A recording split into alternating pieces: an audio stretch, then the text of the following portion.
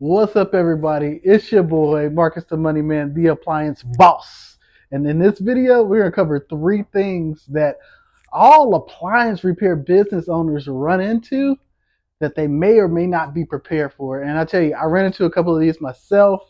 And comment below. Let me know if you ran into a few of these. So go ahead, subscribe, like the video, and share to another appliance repair business owner who may be going through the same things. Welcome to the Appliance Boss channel. All right, so the very first thing that most appliance repair business owners go through, especially if they're a one-man operation and they're scaling their business, adding technicians, they're not prepared for what they lose. So, like, quite frankly, you're gonna lose time, you're gonna lose money, and you're gonna lose peace when you're making your first hire, because quite frankly, you can't be prepared, especially if you're not part of a group to kind of understand what to expect. And even then, things may vary from person to person. Your experience, do you have, experience in management or not? Have you worked as team leader before? Because everything counts when it comes to running a business, hiring somebody, being prepared, and being ready to bring on that burden. So the first thing, time. So you're going to lose time because you're going to be hiring somebody. So what you're normally doing during the day, developing your business, working on reaching out and getting more customers, trying to figure out, does your website need to be optimized? Who's the best person to go out and help you with your website? Or are you going after property management? Are you partnering with them? Are you meeting their needs, their basic needs? All of that stuff, it comes to a screeching halt when you hire somebody, because if you're hiring somebody, even if they have experience, they're not going to know how you do things. So do you have that documented? Do you have your SOPs documented on how you order parts, how you request parts? How do you go in the home? How do you communicate with the customer at the beginning of the repair all the way through the end of the repair? Okay, so you're going to spend time teaching, developing a new technician that comes within your business, your organization. And if they're brand new from scratch and you're training them, man, you can throw everything out of the window. So you can be a high producing technician. That doesn't necessarily mean that you're a good teacher. So, and it takes skill set to understand and learn people, what kind of personality they have, what they learn best. Is it visual? Is it hands-on? Is it a book? People have different learning styles. So you're going to kill time. Now, because you're killing so much time, by default, you're going to lose money. So that's why I always recommend, if you're hiring, you want to budget or have a nest egg aside that's going to be able to allocate for a minimum 6 weeks for this person that you're bringing in. So you should have at least 6 weeks worth of living expenses. If you're a one-man shop, going from one to multiple techs, you want to do it that way. Okay. Now, trust me, if you don't have that money, you can't run calls. You can't be an effective teacher teaching somebody just all hands-on out in the field, because they're going to pick up your good habits, they're going to pick up your bad habits, but most importantly, they won't be able to actually do the work. Okay. And it's one thing where you're working with somebody and they're right next to you, so they get to ask all the questions. It's a separate thing when they leave you. So you may spend a long period of time where you're not letting them touch things because you're trying to keep as much revenue as possible, but in turn, they're not learning as much and you're still paying them. Okay. And then when they go out on themselves, on their own, then it's going to be extended even longer, the learning curve. So you're going to lose money. Okay. So the best way, my strategy is always hire two.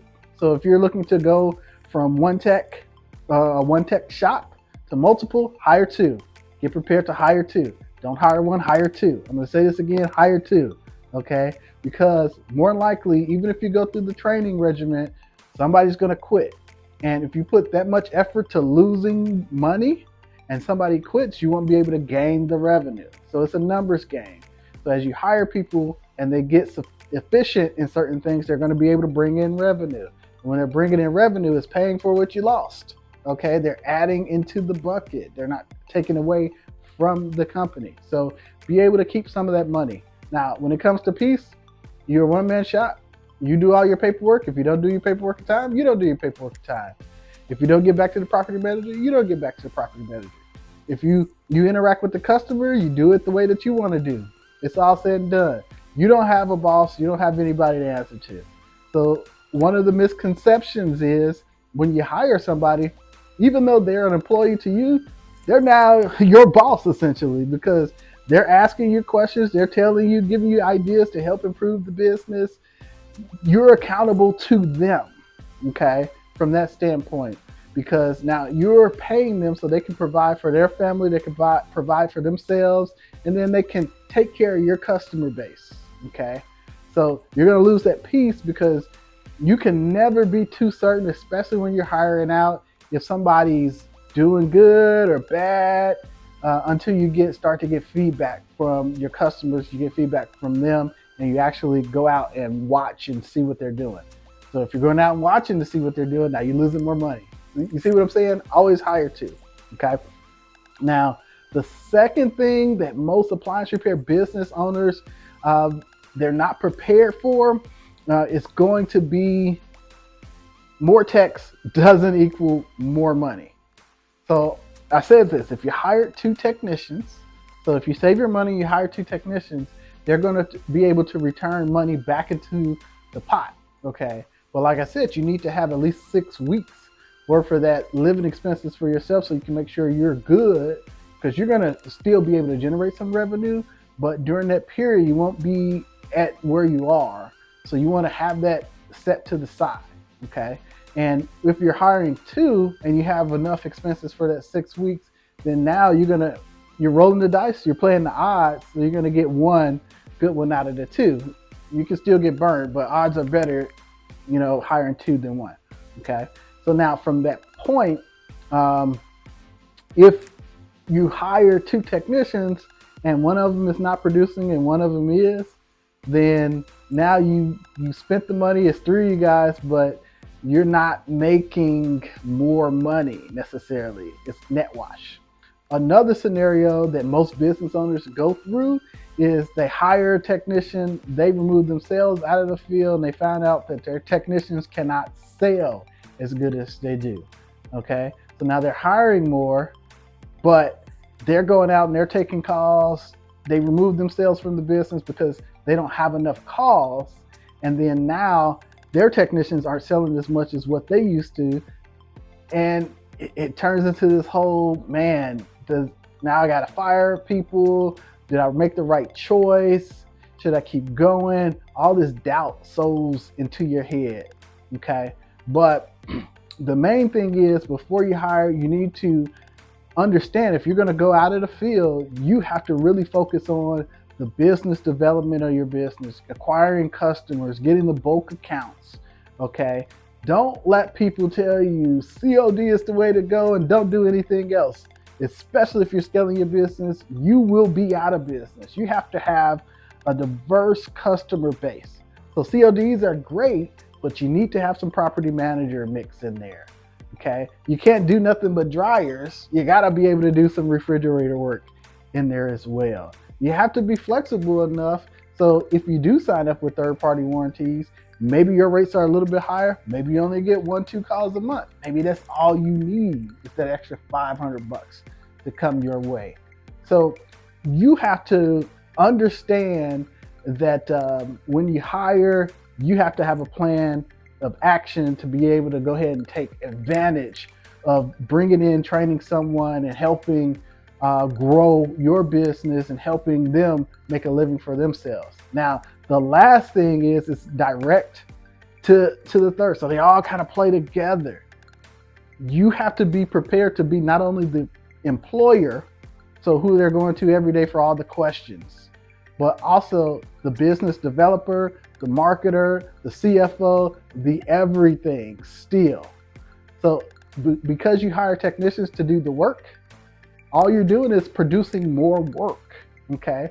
So if you have two technicians going out, so double the repairs, double the parts orders.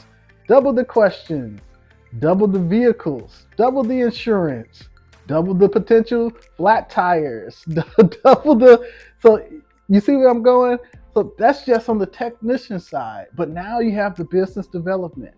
How are you positioning yourself to continue to grow the business to have a multitude of calls coming through so that way you can continue to feed and grow, and then also do the right thing on the business side to budget and not overspend, understanding your cycle on if you're in a busy season or if you're in a slow season. Are you priced correctly? All those things. Okay. So I don't want this to scare you because all these things you'll learn over time. But the main thing is if you have a plan to go and grow your business, these are pitfalls that can happen. Okay, fortunately for you, you found this YouTube channel. So you can go to the link in the description. It's portal.appliancebosscourse.com. You can join the free community where we'll have some free lessons in there. You can also join the paid coaching program on the live Zoom calls that we host on Wednesdays throughout the month. So, but overall, these are things that I've went through myself, just understanding. So fortunately for me, I have a history of managing large businesses. So I understand when you hire people, you're going to take we used to call it the hockey stick dip. So you're growing your business, and then when you hire, you dip down and it grows back up. So if you look at the stock market right now, it's the same thing happening. Have a little correction, and then it goes back up. Okay. So, and that's what we used to model when we do business development. When we acquire new customers, we go into new areas. There's always going to be a drop down when it comes to the bottom line, because that's going to be a weight, on your business that's not as efficient, that doesn't make the same amount of margin, and it grows over time. Now, but anyway, on the tangent, these are things I want to keep the video short that you should be looking out for. If you have any questions, go ahead, click the link below. Shoot me a comment below. Have you ran into any of these problems before? Are you going to grow your team? Do you want to, take the next step and go from a one-person shop to having 4 you guys running around making over $1 million? I don't know. Make the decision. Talk to y'all later. Peace.